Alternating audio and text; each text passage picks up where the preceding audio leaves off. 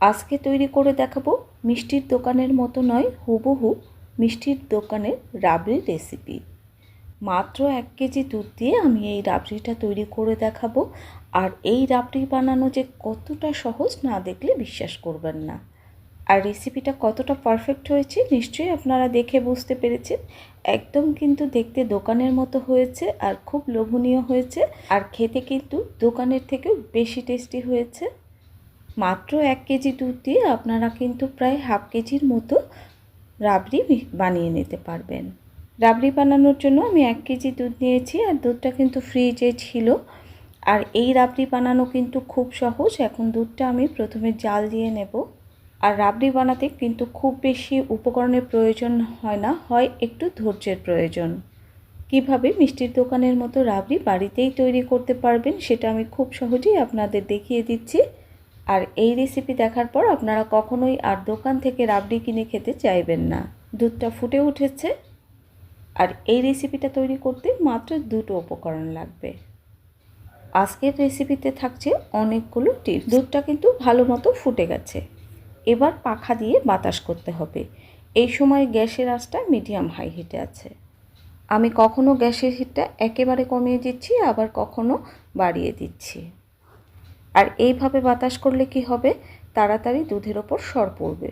মিষ্টির দোকানে কিন্তু অনেক দুধের রাবড়ি তৈরি করা হয়, তাই তাদের গ্যাসের হিটটা কিন্তু হাই হিটে থাকে। আমরা বাড়িতে সবসময় অল্প পরিমাণে দুধ দিয়ে কিন্তু মিষ্টি তৈরি করি, তাই গ্যাসের হিটটাও কিন্তু মিডিয়াম লো হিটে রাখতে হবে। এবার একটা কাঠিতে সরটা তুলে আমি কড়াইয়ের সাইডে লাগিয়ে দিচ্ছি।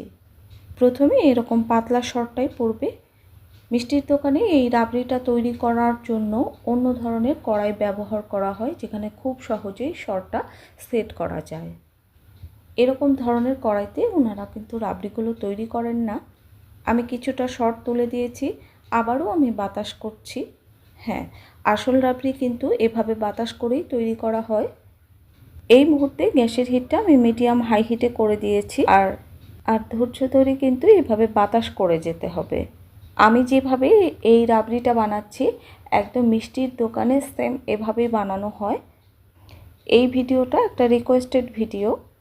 দেখতে পাচ্ছেন উপর দিয়ে কিন্তু সর পড়ে গেছে। এবার আমি কাঠি দিয়ে তুলে দিচ্ছি। যেহেতু আমাদের কড়াইটা মিষ্টির দোকানের মতো নয়, তাই কাঠি দিয়ে তুলে দিতে কিন্তু বেশ অসুবিধা হচ্ছে। আর মিষ্টির দোকানের কড়াইটা অনেক বড় থাকে, আর কড়াইটা এই ধরনের কড়াই নয়। বাড়িতে আমরা কিভাবে এই কড়াইয়ের মধ্যে তৈরি করব আমি সেটাই তৈরি করে দেখাচ্ছি। আমার মিষ্টি বানানোর সময় কি সুবিধা অসুবিধা হয় আমি আপনাদের সাথে সব শেয়ার করি। অনেকটা সর কিন্তু আমি 4 সাইডে জমা করে নিয়েছি, আবারও বাতাস দিচ্ছি। এবার আর আমি কাঠি দিয়ে আমি সরগুলো তুলছি না, খুন্তি দিয়ে সরগুলো তুলে নিচ্ছি। খুন্তি দিয়ে সরগুলো তুললে খুব সহজেই তোলা যাচ্ছে আর সুন্দরভাবে সেট হয়ে যাচ্ছে। আপনারা হয়তো সেটা দেখেই বুঝতে পেরেছেন। আপনারা হয়তো অনেকেই ভাবছেন যে ভিডিওটা আর দেখার দরকার নাই, একইভাবে তো সর তোলা হচ্ছে। কারণ এর মধ্যেও শেখার অনেক কিছু থাকে। দুধটা কিন্তু জাল দিতে দিতে কালারটা চেঞ্জ হয়ে গেছে, আর দুধটা কিন্তু অনেক ঘন হয়ে গেছে। এই সময় দুধের সরটা কিন্তু খুব তাড়াতাড়ি পড়বে। আমি অনেক মিষ্টির দোকানে রাবড়িটা খেয়েছি, যে রাবড়ির মধ্যে এতটা পরিমাণে মিষ্টি দেওয়া হয় যে খেতে ভালো লাগে না। আর বাড়িতে বানালে কি হবে, আপনারা আপনাদের টেস্ট মতো চিনিটা ব্যবহার করতে পারবেন। আর এই রাবড়িটা বানাতে কিন্তু চিনি লাগে না বললেই চলে। দেখুন কতটা সর কিন্তু জমে গেছে। আর একটা কথা মনে রাখবেন, মিষ্টির ভিডিও শুরু থেকে শেষ পর্যন্ত দেখতে হয়, সে আপনি যার ভিডিওই দেখেন না কেন। আপনার কাছে শুধু যদি মনে হয় যে আমি শর্ট তুলছি, এটা দেখার কি আছে, না, এই শর্ট তোলার মধ্যেও কিন্তু অনেক কায়দা কৌশল আছে। যখন করতে যাবেন তখন বুঝবেন যে এই সহজ জিনিসটাও তখন অনেক বেশি কঠিন মনে হচ্ছে। আমার রেসিপিটা যদি আপনাদের ভালো লাগে তাহলে লাইক, কমেন্ট, ফ্রেন্ডস অ্যান্ড ফ্যামিলির সাথে শেয়ার করবেন। আর খুব বেশি ভালো লাগলে অবশ্যই চ্যানেলটা সাবস্ক্রাইব করবেন। দেখুন আমি শর্টটা সেট করে নিচ্ছি, আর শর্টটা কিন্তু তোলার পর খুন্তি দিয়ে আমি সমান করে দিচ্ছি। একটু ভালো করে লক্ষ্য করে দেখবেন। বা শর্টটা কোথাও যদি উঁচু নিচু হয় সেখানেও কিন্তু আমি খুন্তি দিয়ে সমান করে দিচ্ছি। যতটা সম্ভব আমি সমান করে দিচ্ছি। দুধের কালারটা কিন্তু অনেকটা লাল হয়ে গেছে আর এই সময় কিন্তু খুব ঘন ঘনই সর উঠবে। সম্পূর্ণ সর তোলা কিন্তু আমার হয়ে গেছে। এবার আমি দুধের মধ্যে চিনি মেশাবো। আমি এখানে 1.5 টেবিল চামচ চিনি দিয়েছি। চিনিটা অবশ্যই আপনারা আপনাদের স্বাদ মতো দিতে পারেন। আপনারা যদি বেশি মিষ্টি পছন্দ করেন তাহলে এখানে 2 টেবিল চামচ চিনি দিতে পারেন, এর থেকে বেশি দিতে যাবেন না। অথবা দুধ শুকিয়ে কতটুকু রাখবেন সেই পরিমাণ অনুযায়ী আপনারা এখানে চিনিটা ব্যবহার করবেন। এখন গ্যাসের আঁচটা একদম লো হিটে আছে। এবার নেড়েচেড়ে চিনিটা আমি গলিয়ে নিচ্ছি। কিছুক্ষণ পর সরটা কিন্তু অনেকটাই শুকিয়ে গেছে। এবার সরগুলো আমি এভাবে লম্বা করে কেটে নিচ্ছি। এখনও সরটা ভালোভাবে শুকায়নি, তাই কাটতে আমার অসুবিধা হচ্ছে। আমি এটিকে 4 থেকে 5 ঘন্টা রেস্টে রেখে দেব। এবার 4 থেকে 5 ঘন্টা পর আমি সরটা কেটে নিচ্ছি আর খুব সহজেই কিন্তু কাটা হয়ে যাচ্ছে আর খুব সুন্দরভাবে সরটা কিন্তু সেট হয়ে গেছে। এখন কাটতে আর অসুবিধা হচ্ছে না, খুব সহজেই কিন্তু কাটা যাচ্ছে। আমার গোলাপ জামুন মিষ্টি রেসিপি দেখে আপনারা অনেকেই বানিয়েছেন, অনেকে বানাতে পেরেছেন, অনেকে পারেননি।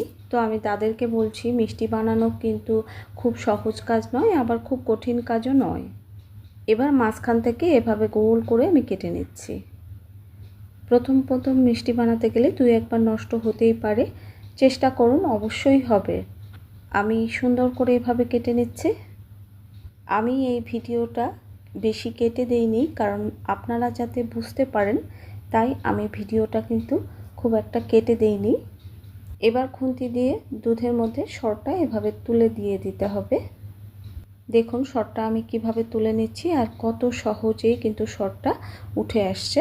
যেহেতু আমি সরটা কেটে নিয়েছি সেহেতু সরটা কিন্তু কেটেই উঠছে। যেভাবে কেটে নিয়েছি সরটা কিন্তু সেইভাবেই উঠে যাচ্ছে। আর এই জায়গাটা লক্ষ্য করুন, দেখুন প্রথমে আমি উপর থেকে ছাড়িয়ে নিচ্ছি, তারপরে আবার সম্পূর্ণ সরটা আমি তুলে নিচ্ছি।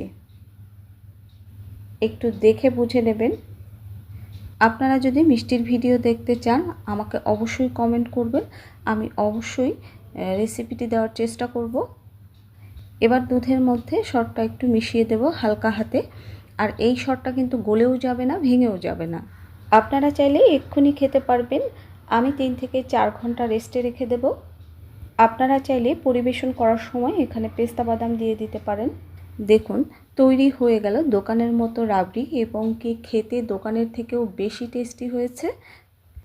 এবার একটা পাত্রে আমি তুলে নিচ্ছি। আর এই মিষ্টিটা অবশ্যই ফ্রিজে রেখে পরিবেশন করবেন। সবাই সুস্থ থাকুন, ভালো থাকুন, টাটা।